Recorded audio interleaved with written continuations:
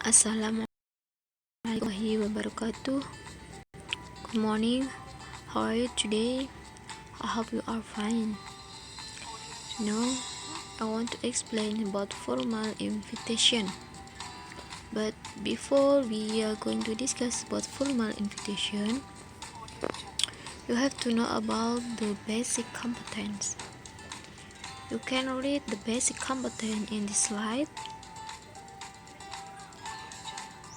And next, you also to know about objective learning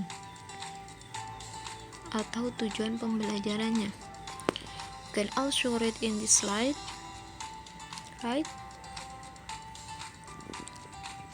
Student, can you see my picture? What do you send to invite people to formal events such as conference or a wedding? Maybe you have to make a list the events to which people invite others. There are two types of invitation. 1. Formal invitation. 2. Informal invitation.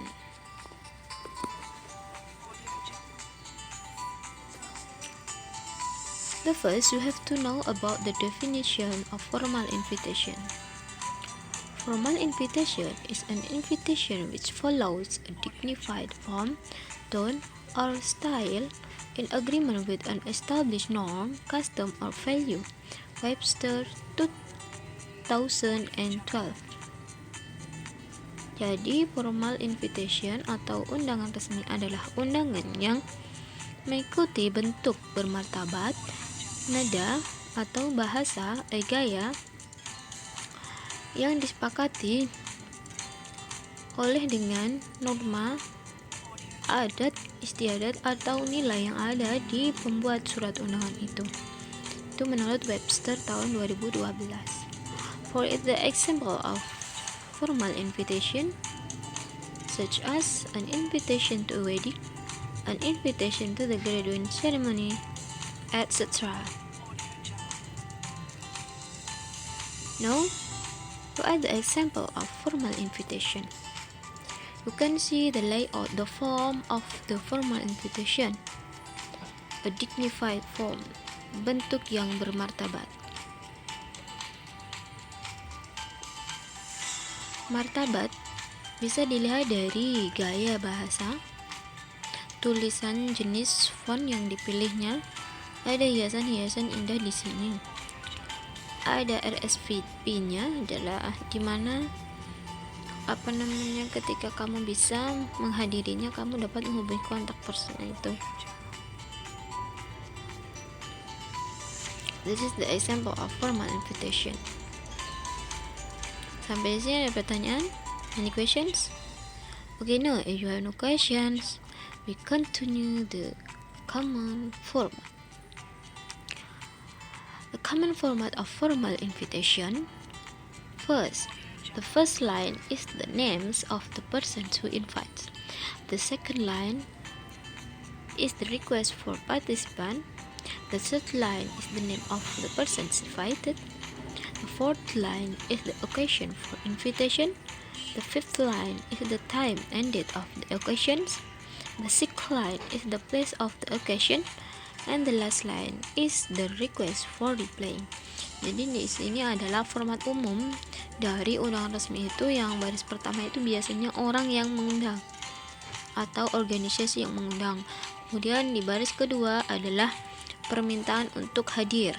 Di baris ketiga itu orang yang mengundang, nama yang tertera di dalam undangan itu siapa. Kemudian di baris keempat itu occasion, peristiwa, event yang diadakannya itu tentang apa.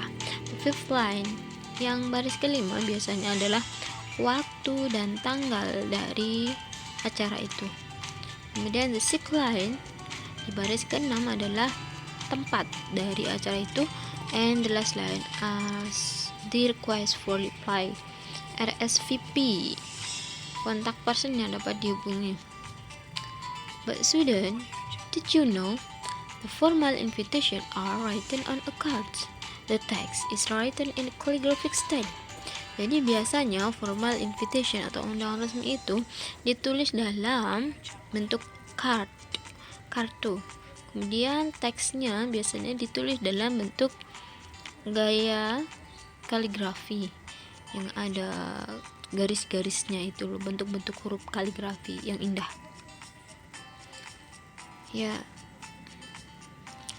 And next, you have to know the social function. Jadi di orang membuat surat undangan itu ada fungsi sosialnya. What is it? Is it inviting people to formal and social event?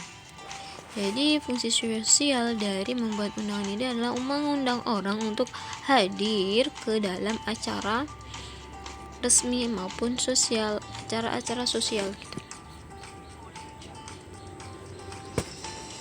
After that, we'll discuss about structure of wedding invitation. Yeah, the first, the name of the house. The second, impression invitation, permintaan untuk hadir. And the third, the kind of the event, jenis dari acara itu. The fourth adalah date, tanggal. Fifth adalah time, waktu. And the sixth itu adalah tempat. And the seventh itu special instruction. Jadi di sini ada catatan-catatan khusus. Ketika kamu menghadiri itu nanti ada pesan-pesan. Kemudian the 8 adalah request to respond. Jadi kalau kamu bisa menghadirinya, kamu diharapkan memberi respon atau konfirmasi ke nomor ini. That's the structure of formal invitation. And the last, we have to know about the linguistic characteristic. It's about unsur kebahasaan. What are they? They are simple, sederhana, precise, itu bermartabat, and concise words. Jadi words, kata-kata yang concise, simple, and detailed information. Informasi yang detail, tidak bertele-tele, langsung menuju ke sasaran daripada apa yang ingin disampaikan. When the tone should be friendly and sincere, harus bersahabat, tidak boleh kaku, ya. The words should be chosen carefully. Jadi kata-katanya itu karena yang formal, yang indah. Nah, harus karena bermartabat harus dipilih. Kalau bahasa Jawa itu yang bahasa kromo gitu ya. Kalau di sini bahasa Inggris itu juga namanya bahasanya halus, udah pilihan, ada tata kramanya. Kemudian the style of writing should be formal, adalah gaya tulisan harus formal. That's about linguistic characteristic. Itu tadi yang harus kamu tahu tentang formal invitation. And the other explanation you can see in module of invitation that I share in WA group. Thank you. I think that's enough. Thanks for your attention. See you next time. Assalamualaikum warahmatullahi wabarakatuh.